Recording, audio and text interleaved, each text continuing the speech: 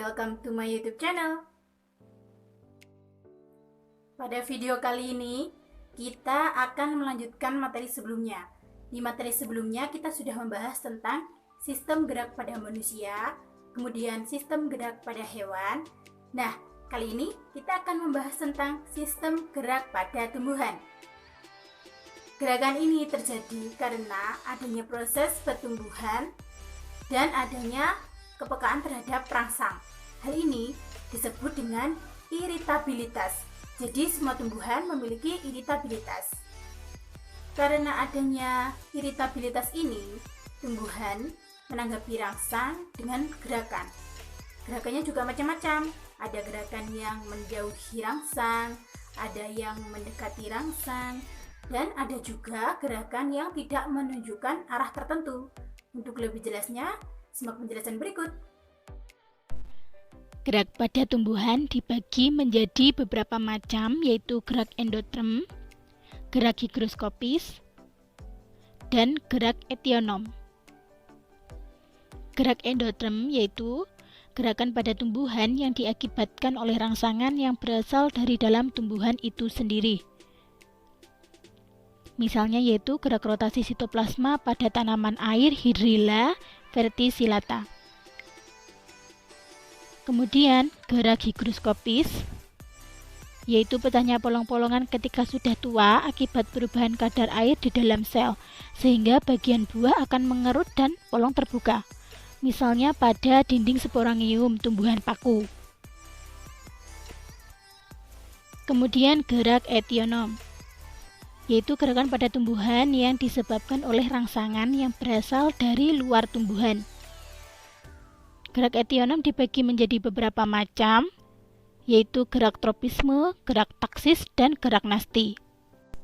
Gerak tropisme yaitu gerakan tumbuhan yang arah geraknya dipengaruhi oleh arah datangnya rangsang. Arah gerak yang mendekati rangsang disebut tropisme positif, dan yang menjauhi rangsang disebut tropisme negatif. Gerak tropisme dibagi menjadi beberapa macam. Yang pertama yaitu fototropisme, yaitu gerak bagian tumbuhan yang dipengaruhi oleh rangsang cahaya.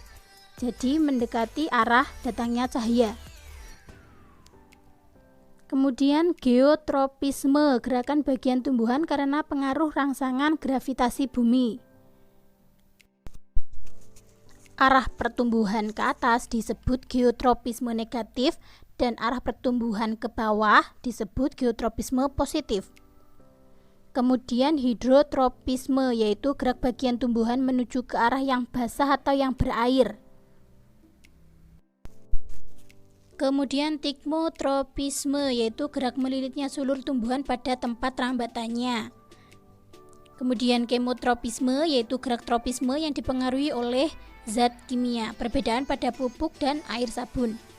Kemudian gerak taksis yaitu gerak pindah tempat seluruh bagian tumbuhan yang arahnya dipengaruhi oleh sumber rangsang. Gerak taksis dibagi menjadi beberapa macam, yaitu fototaksis dan kemotaksis.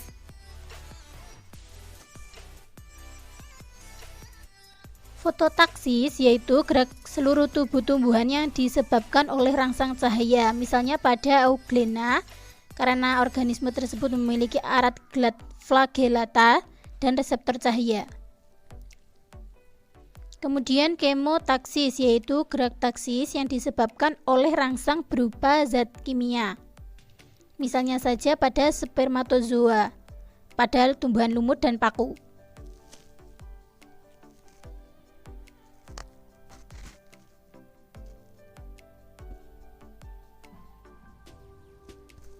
Kemudian gerak nasti yaitu gerak pada tumbuhan yang arah geraknya tidak dipengaruhi oleh arah datangnya rangsang. Ini dibagi menjadi beberapa macam, yaitu fotonasti, termonasti, niktinasti, dan seismonasti.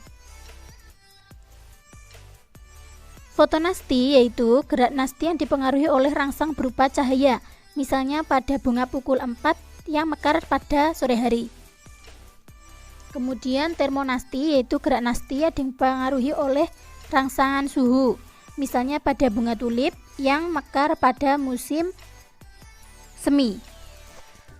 Kemudian niktinasti yaitu pergerakan daun tumbuhan akibat adanya rangsangan berupa kondisi siang dan malam hari, misalnya pada lamtoro, dan yang terakhir yaitu seismonasti, gerak nasti karena pengaruh rangsang berupa sentuhan atau diberi getaran, misalnya saja pada daun putri malu.